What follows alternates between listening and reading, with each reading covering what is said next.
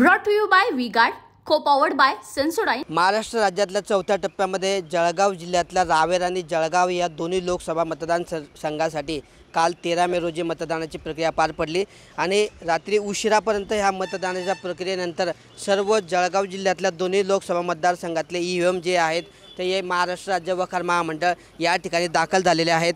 रात्री 2 वाजेपासून त्या ठिकाणच्या मतदान केंद्रावरून त्या पद्धतीचे ईव्हीएम मशीन हे बसेसच्या माध्यमातून या गोडाऊन या ठिकाणी दाखल व्हायला सुरुवात झाली होती आणि सकाळी 10 वाजेपर्यंत या ठिकाणची ही प्रक्रिया सुरू होती। या ठिकाणी आता सध्या स्थितीत आपण जर पाहायला गेलं तर पोलिसांचा बंदोबस्त सुद्धा तैनात करण्यात आलेला आहे।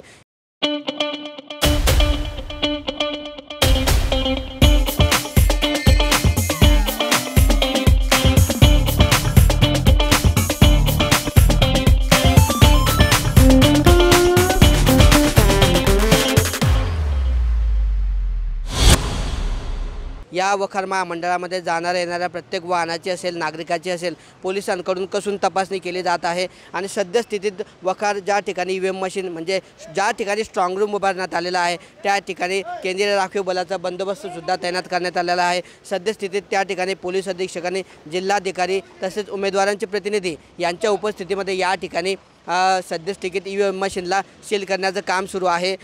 जळगाव लोकसभा आणि रावेर लोकसभा मतदारसंघासाठी काल मतदानाची प्रक्रिया पार पडली।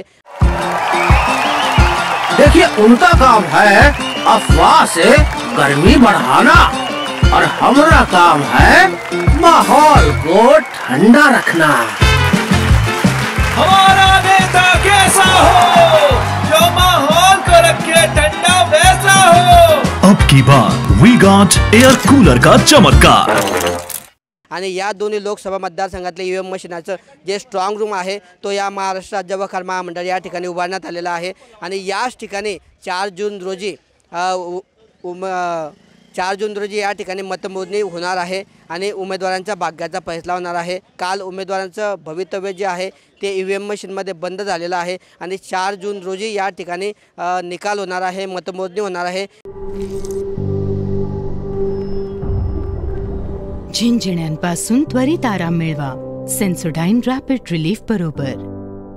आणि त्या ठिकाणी महाराष्ट्र राज्य वखार महामंडळ या ठिकाणी हा पोलिसांचा बंदोबस्त आता 4 जून रोजी तैनात असणार आहे आणि 4 जून रोजी स्ट्रॉंग रूममधून हे सर्व ईव्हीएम मशीन बाहेर पडतील आणि त्या ठिकाणी 4 जूनला या ठिकाणी निकालाची सुरुवात होईल आणि उमेदवारांच्या भाग्याचा फैसला होणार आहे। किशोर पाटील, TV9 मराठी, जळगाव।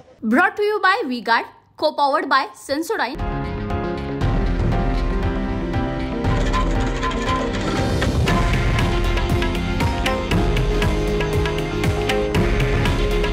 हे आहे देशातील नंबर 1 न्यूज नेटवर्क आणि आपण पाहत आहात TV9 मराठी। काळजी तुमची, हित महाराष्ट्राचं।